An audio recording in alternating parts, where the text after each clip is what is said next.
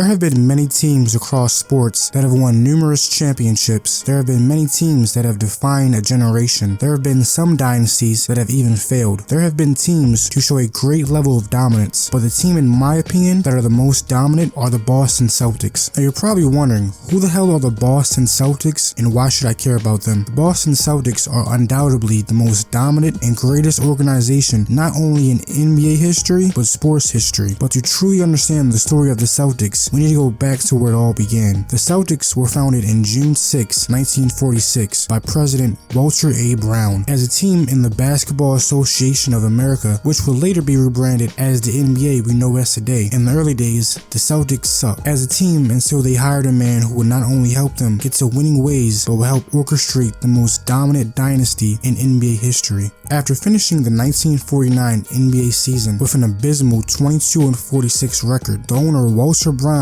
decided to fire his previous Celtics head coach Alvin Julian and hired 1950 Red Auerbach, who previously coached the Tri-City Blackhawks, who would later go on to be the Atlanta Hawks. As the new coach of the Celtics, Auerbach would birth the start of a dynasty roster, drafting Hall of Fame and 13-time All-Star Bob Cousy, while also drafting the first ever African-American Chuck Cooper. Over the next 5 years, with Auerbach as their coach and Bob Cousy as one of their best players, the Celtics record improved, but they always fell short of winning a championship until in 1956, where Red Auerbach struck gold and drafted the player who would be the cornerstone of one of the greatest dynasties in NBA history, Bill Russell. 339, Russell. That was a big basket by Russell. I was one of the best athletes on the planet.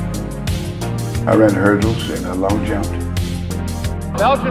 Before Bill Russell would become the greatest winner and be the forefront of the Celtics dynasty, he came from humble beginnings. Born in Monroe, Louisiana in 1934, Bill Russell would develop his basketball skills over the years of his childhood, eventually making his way to the University of San Francisco, where he would go on to win back-to-back NCAA championships. In 1956, Bill Russell would originally get drafted by the St. Louis Hawks, but would later get traded to Boston. It's said that Russell didn't want to play in St. Louis as racial tensions were high, but in Boston, things weren't any better. In the 1960s, racial tensions in America were high due to segregation and the unfair treatment of African Americans. Because of the civil rights movement, many sports athletes and public figures used their voice to speak out against injustice, such as Muhammad Ali, Kareem Abdul-Jabbar, Jim Brown, and Bill Russell himself. You would think trying to win a city a championship, people would treat you with more respect and humility, but unfortunately, not everyone saw it that way. In the words of Bill Russell, "From my very first year, I thought of myself as playing for the Celtics, not for Boston." In 1956, rookie Bill Russell and the Celtics will go on to finish the regular season with a record of 44-28, where they would eventually go on to win their first championship, beating the St. Louis Hawks, the team who drafted then traded away Bill Russell in 7 games.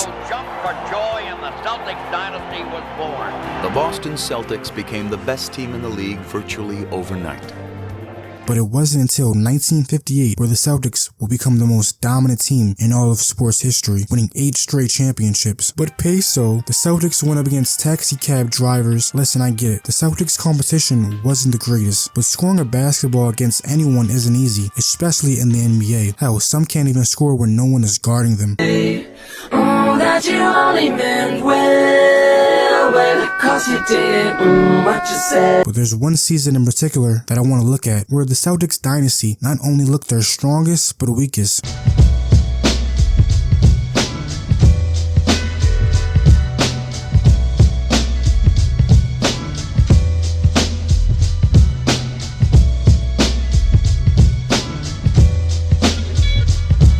Going into the 1964 season, Boston had constructed a juggernaut of a team with a total of 7 Hall of Famers on the team, as they had won the last 6 championships in a row. They would finish the season with a 62-18 record, a franchise best at the time. But it was in the playoffs where they faced their toughest challenges. Playoffs in the NBA is the single biggest event in all of professional basketball, where the lights shine the brightest and there's no room for error. To put it more simply, what you did in the regular season doesn't matter if you can't perform in the playoffs. The playoffs in in the 1960s looked a lot different from the traditional playoffs we have today. For one, only 6 teams could compete for a championship, unlike the 16 teams we have today, and the best seeded team in each conference got a bye. Since Boston finished first in the NBA, they got a bye and got to play in the divisional final, where they would face their toughest challenge yet, the Philadelphia 76ers. Similar to the 76ers of today, the 1964 76ers also sucked. The 76ers would finish the season with a 40-40 record. The reason they even won 40 games is because they had one man on their team, the most dominant offensive weapon basketball has ever seen, Wilt Chamberlain.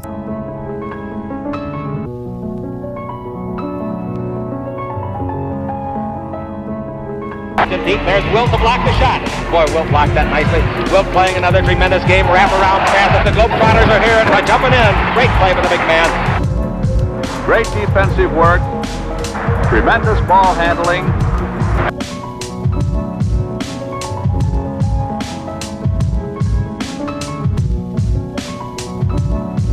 Wilt Chamberlain is one of the most iconic basketball players of all time, not because somehow he slept with 20,000 women, but because Wilt Chamberlain is the equivalent of a video game character with 99 overall in every stat. Hell, the man put up this stat line for crying out loud. I know I've talked about Bill Russell, but if you need to know anything about Wilt Chamberlain, is that he is simply the opposite of Bill Russell. If there was ever a Vegeta to Bill Russell's Goku, it would be Wilt Chamberlain. Significantly outmatched in talent and Hall of Fame teammates, Wilt Chamberlain was able to push Boston to their limit by forcing a Game 7 in the divisional finals. In Game 7, with Boston only up by 1 point with the score of 110-109, Bill Russell had mistakenly turned the ball over to the 76ers, giving them an opportunity to score. Now Russell He loses the ball off the support. Russell lost the ball off the support, and Boston is only leading by 1 point. As the tides had begun to turn in the 76ers' favor, as they now seemed almost destined to score and move on to the next round, one of the greatest plays in NBA history was made. Greer's putting the ball on a play.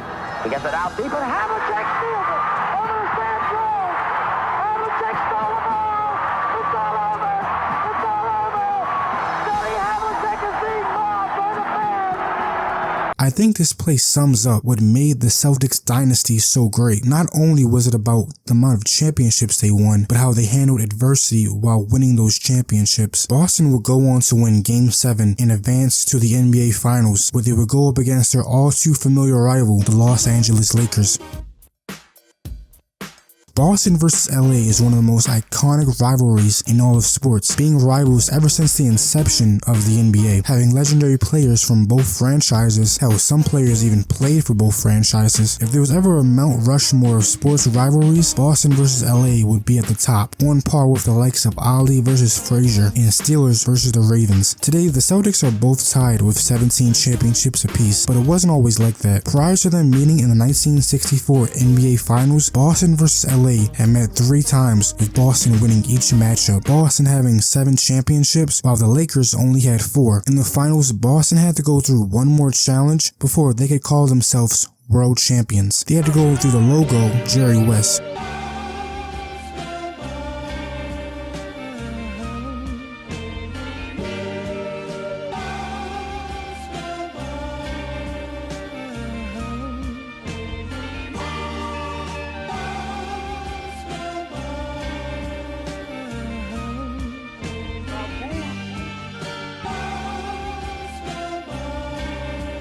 Jerry West was able to lead his team to the NBA Finals, averaging 40 points per game. But just like what happened to Wilt Chamberlain, the Celtics proved to be too much and won the series in 5 games. Boston would win their 7th straight championship, and then the year after go on to win their 8th straight to cap off one of the greatest dynasties in sports history. This team could have won 10 straight, but they lost.